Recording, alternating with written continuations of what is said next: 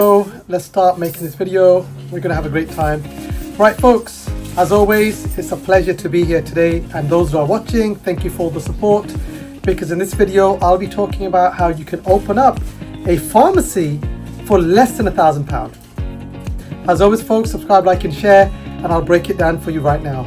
So if you're looking to open up a pharmacy and you want to start from scratch, so we are not talking you buying a pharmacy business. So we're not talking about an existing business. We are talking about if you want to open up a brand new pharmacy business. And what I mean by that is if you want the ability to be able to offer NHS services. That's the key thing. Because some of you get confused. To open a pharmacy, what you need is just the GPHC contract. That's all you need. So you can rent out a premises. You can make sure that you meet the needs of the GPHC. For example, they'll want certain policies, procedures, certain layout of the shop that can be done. But the key value in any pharmacy business tends to be the NHS contract. So you have two contracts. You have the general pharmaceutical list contract, who's your regulator.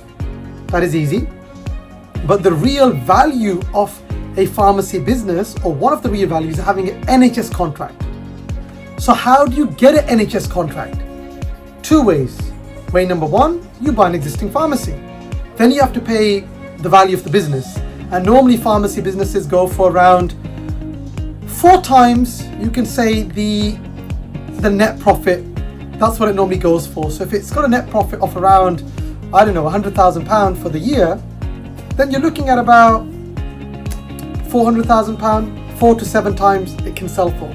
But let's say you want to buy a business and you don't have the money, then what do? Then you can potentially set one up from scratch. This is important. You can set one up from scratch. How you do this is you have to follow the market entry regulations for pharmacy. That's the key thing, market entry regulations for pharmacy. That's what you have to do. And to meet the market entry regulations, you have to get onto the pharmaceutical list. That's what it means. So what I'm saying to you is, if I want to have a brand new pharmacy business, I have to meet the market entry list, or the criteria, whatever it's called, market entry. Literally, market entry means entering the market, entering the pharmacy market. And to get into that market, or the purpose of getting on that market, is you will be in the pharmaceutical list.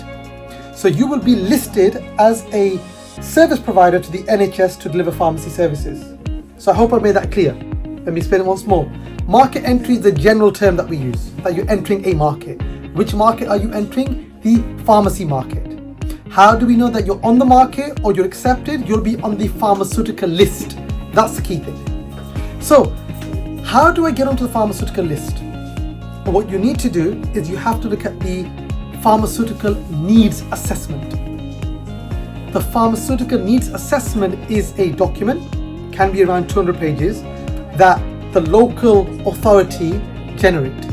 And in that it will say all the services that are currently offered, and they'll talk about whether those services, for example, one being pharmacy, meets the need of the population. Do patients have access to a regular pharmacy within, for example, 20 minutes? How many patients are in that location? What's the population size? So literally this is a whistle-stop tour that explains to you if there's a gap in the market. That's what you're looking for. You have to read that document and say, wait a second, the pharmaceutical needs assessment has been identified and it clearly states that there's a gap in the market. There's a gap. Maybe there's a new housing estate that's open and the population has expanded exponentially and there's not enough pharmacies there. Maybe there are not out of other pharmacies. All the pharmacies close at 4 o'clock and there's a need for a pharmacy after 4 o'clock.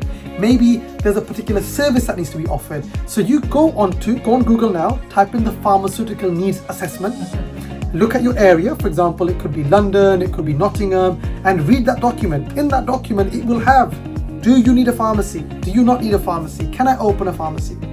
If you find a gap, that might be a current gap where there's a gap right now, or they might say, actually, as a new housing estate opening, there's a gap there, then you know there's a future need. Or you might know, okay, there's a development happening in my area, let me check the pharmaceutical needs assessment. Sometimes the pharmaceutical needs assessment are very much outdated. So they normally publish around every 3 years. On year 2, there might be a change, unlikely, but somebody might say, right, we're developing 100,000 flats and there's going to be an increased population of 10, 20,000, and then you've identified a need, a future need. So you could, or unforeseen circumstances, you can still put an application in. So from this video, what you need to understand, right, if I want to open up a pharmacy, the first thing I've got to go into is Google, type in market entry regulations for pharmacy, have a read a bit about that, then search the pharmaceutical needs assessment in your area. Type in pharmaceutical needs assessment London, pharmaceutical needs assessment Birmingham, read that document, scout it through, see if you find anything, and if you do find something, then what has to happen is you have to first of all put an application, and we'll discuss that in a separate video. You also have to do something called fitness to practice. That is where to make sure that you're fit to run a pharmacy. You normally need a superintendent pharmacist, that's a pharmacist in charge of the business, and we'll go through this in depth later on. Then that application is put to the NHS, it's then checked, it then goes out to everybody else who can check that application, put in an appeal, then they look at it again, then there's a final judgment, then there's more representations, then you get an answer. So this whole process can take around up to a year, sometimes even longer to get a decision, because it's not as simple as putting an application, because existing pharmacies have the opportunity to appeal that application, say no, there isn't a need, because you're affecting their business. Of course they're going to say it's not a need. No one's going to say, yeah, open up a pharmacy. So they get a chance. So you put in the application, you then have 30 days. It circulates to every other pharmacy. They then can put in the representation. Then it's checked again. Then it might be appealed again. Then there's a final decision. Then there's a last decision. So you're looking at up to a year to get that application. Once you're approved on the pharmaceutical list, then guess what? You now have an income stream where you can dispense prescription-only medicines. You can offer other services to patients. You now have an NHS contract. And if you have a business that's turning over money now, that contract has value. So that's how you can set up a pharmacy business from scratch. Subscribe, like, and share. Thank you for watching.